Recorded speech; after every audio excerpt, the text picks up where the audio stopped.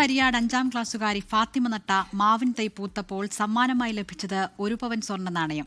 പുളിയനമ്പ്രം മുസ്ലിം U P സ്കൂളിലെ മാവിൻ തൈ പരിപാലന പദ്ധതിയിൽ മികച്ച നേട്ടം കൈവരിച്ചതിനാണ് ഫാത്തിമയ്ക്ക് Kariyad PM foundation chairman PM Sadiq 1 പവൻ സ്വർണ്ണ നാണയം സമ്മാനമായി നൽകിയത്. ഈ കുട്ടികളിൽ കാർഷിക സംസ്കാരം വളർത്താനായി ഈ സ്കൂളുകളിൽ വൃക്ഷത്തൈകൾ കൊടുക്കുകയും അത് പരിപാലിക്കാൻ വേണ്ടി വിദ്യാർത്ഥികളെ പ്രോത്സാഹിപ്പിക്കുകയും ചെയ്യുന്ന പരിപാടിയിൽ കണ്ടിട്ടുണ്ട്.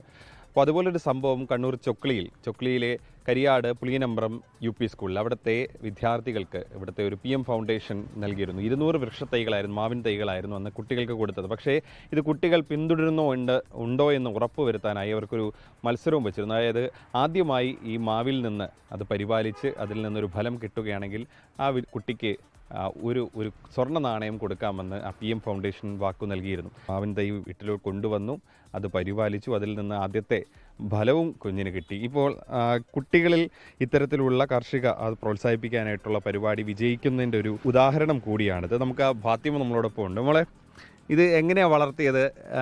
2 വർഷം മോൾ എല്ലാ ദിവസവും ഇതിന് വെള്ളം ഒഴിക്കുക, എന്തൊക്കെയാണ് ചെയ്തത്?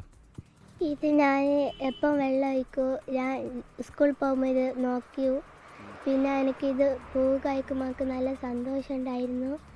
ഇത് പോകുമെന്നുള്ള എനിക്കൊരു പേടി ഉണ്ടായിരുന്നു. അന്നേരം ഉമ്മാനോട് ഞാൻ ചോദിച്ചപ്പോൾ ഉമ്മ പറഞ്ഞ് ഇതെല്ലാം ഇതിൻ്റെ കാര്യമെല്ലാം ഉമ്മ പറഞ്ഞു തന്നിട്ടുണ്ട്. മാങ്ങ എവിടെ പോയി? മാങ്ങ സ്കൂളിൽ കൊടുത്ത്.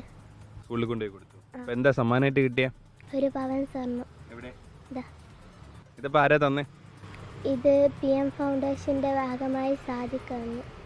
ഇപ്പോൾ ഫാത്തിമ 5ാം ക്ലാസ് വിദ്യാർത്ഥിയാണ്. നമ്മളിപ്പോൾ ഈ സ്കൂളിലെ അധ്യാപകരുണ്ട്, HM അടക്കമുള്ളവരുണ്ട്. എന്താണ് ഇതിന് പിന്നിലൊരു കാരണം? ഇതിന് കാരണം ഞങ്ങളുടെ ഒരു പൂർവ്വ വിദ്യാർത്ഥിയാണ് പൈങ്ങോട്ടേരി സാദിഖ് എന്ന് പറഞ്ഞ ആൾ.